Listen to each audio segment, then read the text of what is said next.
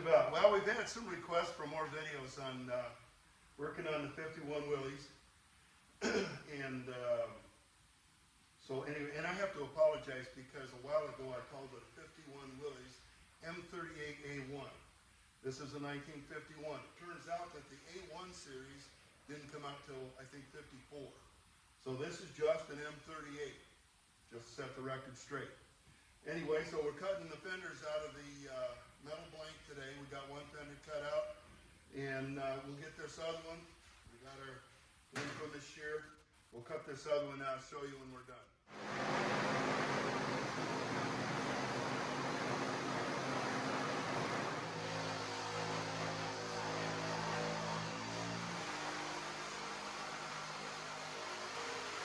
Okay, so here we have both blanks are cut out. And so the next step is to sandwich them between the bucks. We'll do that real quick and show you what we've got there. And then we're pretty much done for today. Okay, so this is what it looks like in the buck. Identical piece of wood is underneath the metal. And we'll hammer this down, creating a flange around the wheel opening. Flange along the bottom of the fender. There is no flange here. This gets welded onto a front piece. This will get hammered down, and then from the other side it'll actually fold over again, so it creates like a cup situation over the top part of the fender. And so anyway, but I think in this clamp situation, this is just to hold it in place for right now. We'll get some real clamps on there and actually drill a few screws through it to make sure it absolutely does not move while we're hammering. And when it's all said and done, we should have a couple of fenders for this little Jeep. Again, looking at what we got here with the metal sandwich between the two bucks, I have installed 4 screws throughout, and that should help hold it in place once we get the big clamps on it to keep it from going anywhere. And then I took the aviation snips here and I trimmed off.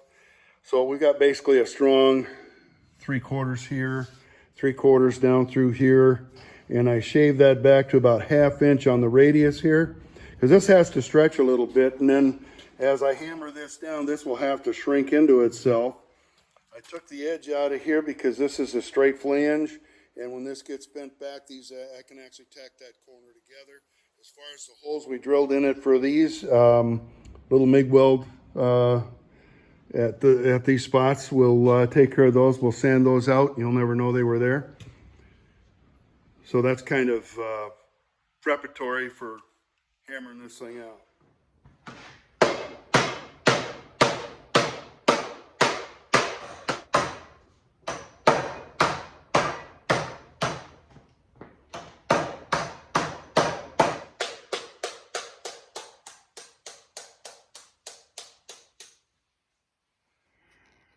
So I got ahead of myself, but you can see we have the flange made for the wheel well. And I'll dress that up with a hammer and dolly to make this edge a little more crisp. But for the fender there, we've got her going right over. Let's see here. The bottom edge here again. I'll get a dolly, a steel dolly behind that with the hammer, and we'll finish shrinking this off. The wood is just going to absorb whatever's going on, but she shrunk down pretty good already. But she's coming. Got the top edge to do, and that folds over twice. That's why that's a longer flange. Pretty much have a completed fender. For the record, this gets brought around to meet the taillight panels. That's yet to be done. And this area that I discovered where I was going to have troubles getting that metal to shrink, I decided to go ahead and make a couple little flanged pieces that will work over the top, 3/4 of an inch up top, 1/2 inch or close to 3/8 on there, and then that'll get shrunk in place and shaped up in the shape. And here is the template. So it'll lay in here, so I can take this over to the shrinker stretcher with my pieces, and one will go this way, and one will go this way, so that I make sure I have one for each side. Have my witness marks on the template here, so I know just exactly where it begins, where it ends, and I'll cut both of the fenders for that, and get those welded up. My screw holes, we'll get those